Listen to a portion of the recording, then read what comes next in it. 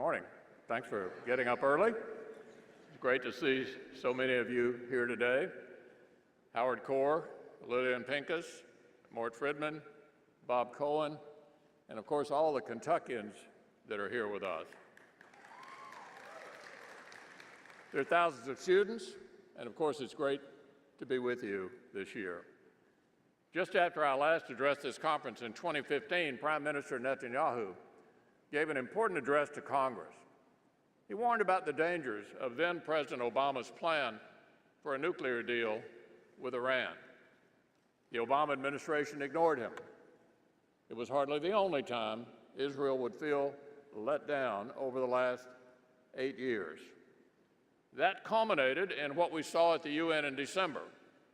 The U.S.-Israel relationship was in a terrible state when the new administration took office. We all agree on the importance of reaffirming our relationship and charting a new way forward. But to do so, I believe we first need to examine what went wrong over the last 8 years. And that starts at the beginning. Former President Obama and I have very different opinions about America's role in the world. It won't surprise you, any of you, to hear that. We disagreed about the value of our alliance with Israel. We disagreed about whether the post-war order remains in our nation's interest. We just had a fundamentally different approach to the world. President Obama formulated policy based on fulfilling campaign promises made in 2008 and pursued politically expedient solutions to whatever stood in the way. That was his approach. In his first week in office, he signed a series of executive orders that made this clear. He attempted to close Guantanamo without a credible plan for either the terrorists housed there or the terrorists we'd need to detain there in the future. He pushed to withdraw from Afghanistan and Iraq without regard to threats posed by the Taliban or al-Qaeda or the fragile political situation in either country, especially Iraq. The absence of American leadership and presence created a strategic vacuum filled by countries like Russia and China and Iran. All of them grew more aggressive toward us. The natural result of Obama's strategic imperative to avoid conflict with other nations, even when American interests were challenged, was this: our enemies learned not to fear us, our allies learned not to trust us, and friends like Israel felt abandoned.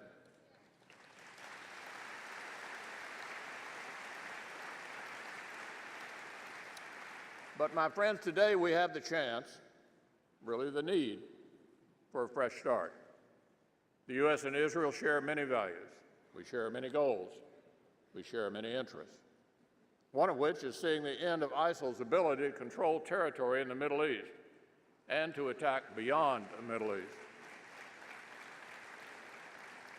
Just consider what the spread of ISIL, along with the wider conflict between Iran, its Shia proxies, and our Sunni partners, has meant for Israel. ISIL in the Sinai threatens Israel's western land border. The civil war in Syria has brought a group sympathetic to ISIL to Israel's north. And of course, Russia and Hezbollah are active within Syria.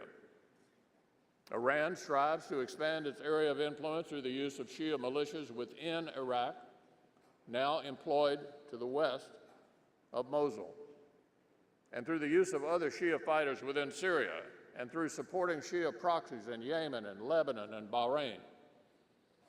Now, thankfully, the new administration has now undertaken a counter-ISIL policy review, and the coalition has also made progress in taking ground from ISIL. We know that U.S. commanders are now planning for the liberation of Raqqa, the capital of ISIL's so-called caliphate. Like you, though, I understand what the liberation of Raqqa hardly represents the end of the conflict.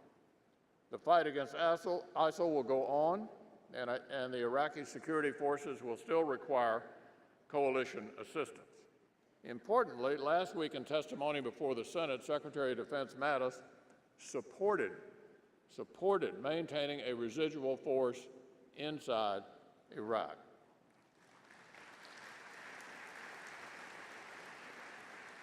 We all know such a presence can bolster Iraqi forces, lend stability, deter and watch for further Iranian advances, and provide reassurance to our regional allies. That's important because, as we remember, ISIL's predecessor, al-Qaeda in Iraq, was an incredibly resilient terrorist organization. When we withdrew from Iraq on a political timetable, it gave AQI the space and time to regroup and ultimately grow into ISIL. We can't make that mistake again.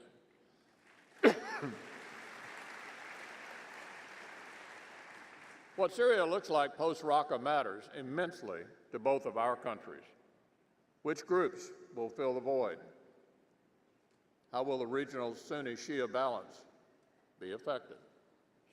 Will the Shia militias postured west of Mosul create a land bridge to Syria? There are many, many questions. There are, as yet, few answers. But I want you to know this. Whatever post-Raqqa Syria looks like, the United States will stand with Israel.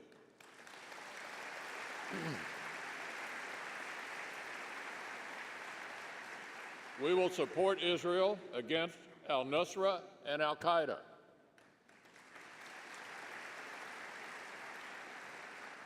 We will support Israel against Hezbollah. If any of these groups are left with a presence in the Golan Heights, we'll be there for you.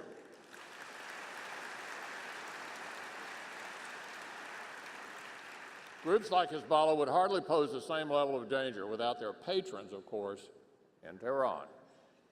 And President Obama's deal with the regime should not have led to ignoring other aspects of Iran's aggressive behavior.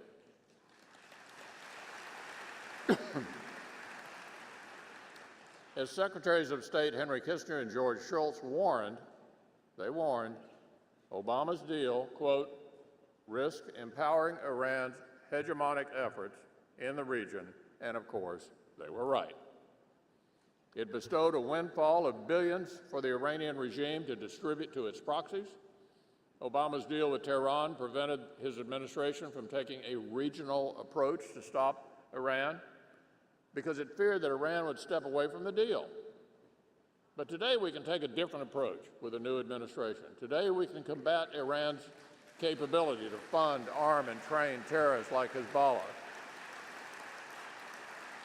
and Hamas and its proxies in Syria. And it leads to a broader point as well.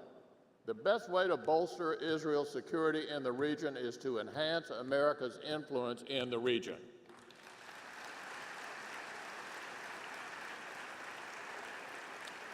In my view, the best way to do so is by focusing on three areas. Rebuilding our capabilities here, rebuilding our partnerships, and frankly, rebuilding our will.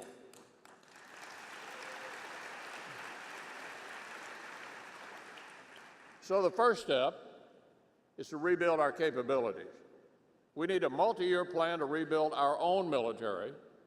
Our total force needs to be rebuilt if America is to remain capable of fulfilling its traditional role as guarantor of the international order. During the Obama administration, we had times where our commanders lacked sufficient aircraft carrier presence or tactical units like Marine Expeditionary Units to meet competing demands. The Trump administration has taken the first step in repairing the damage by seeking supplemental funds to address acute readiness challenges and will seek a defense increase in fiscal year 2018. But this is going to require a multi-year plan, one that will help modernize our military and prepare us for the threats of tomorrow. I know Senator John McCain will work tirelessly to prepare next year's defense authorization legislation, and Senator Thad Cochran is working hard on next year's defense funding legislation, too. The second step The second step, very important. We got to rebuild our partnerships. The past 8 years gave witness to a serial degrading of our alliances and partnerships all across the globe.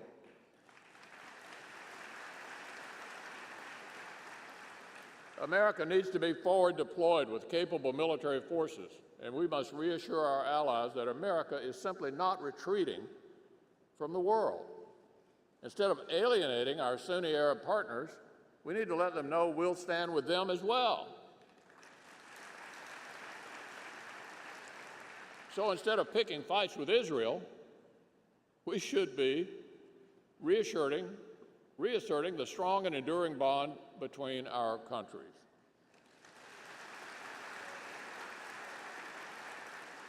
And instead of telling the victims of Iranian coercion or aggression to, quote, share the neighborhood, we should push back against it, don't you think?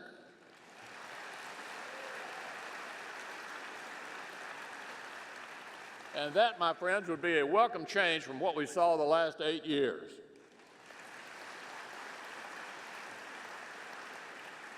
So what is the third step?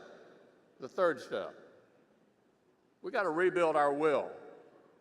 The Obama administration allowed Iran to use the nuclear deal to hold hostage all other areas of our foreign policy. We cannot allow that to continue. We have to push back against Iran's malign behavior, its use of proxies, and its cyber warfare. When Iran attacks our ships in the Persian Gulf or arms proxy groups like the Houthis or helps Hezbollah secure advanced weaponry, we have to work with our allies and use all elements of American power to end those actions.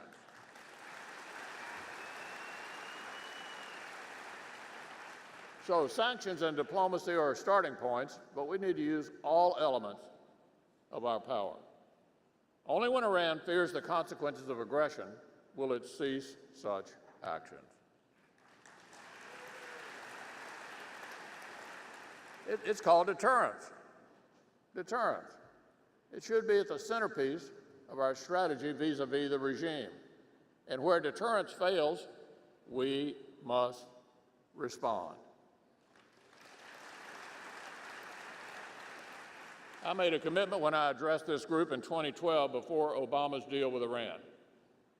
I said that if at any time the intelligence community presents Congress with an assessment that Iran had begun to enrich uranium to weapons-grade levels, or if it had taken a decision to develop a nuclear weapon, I would consult with the President and joint congressional leadership and introduce an authorization for the use of military force.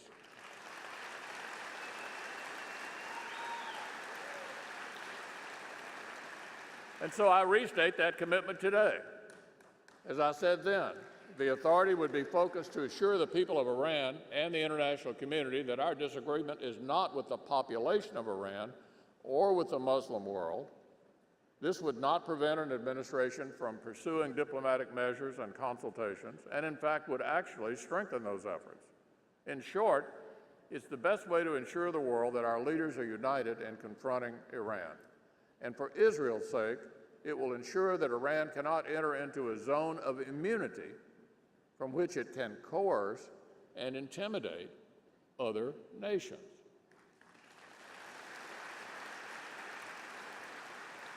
But look, I hope we won't get there. With the right deterrence measures, we shouldn't. What is needed is something the last administration did not provide, and that is a clear declaratory policy that says what we will do and why. The relationship between the United States and Israel spans generations. It has been tested, twisted, and bent over the decades, especially in recent years, but it is, in the end, unbreakable. And I'm here to tell you, this relationship between Israel and the United States is indeed unbreakable.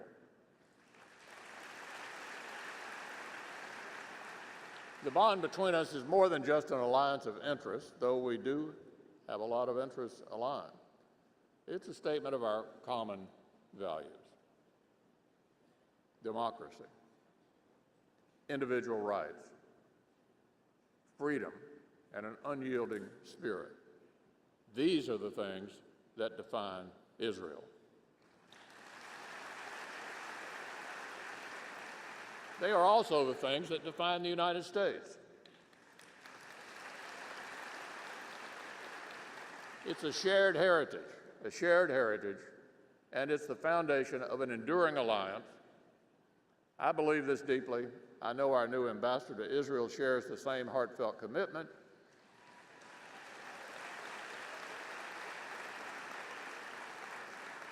I was proud to join my colleagues in voting to confirm David Friedman just last week. We all wish him the best of luck in a difficult but important task that lies before him. And let me share another wish. This one is from Prime Minister Netanyahu in his 2015 address to Congress. Here's what he said: "May Israel and America always stand together, strong and resolute.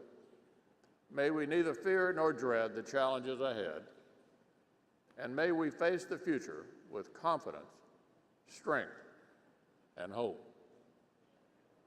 I couldn't have put it better myself. No matter what the world throws our way, we'll continue to walk by Israel's side. Thank you.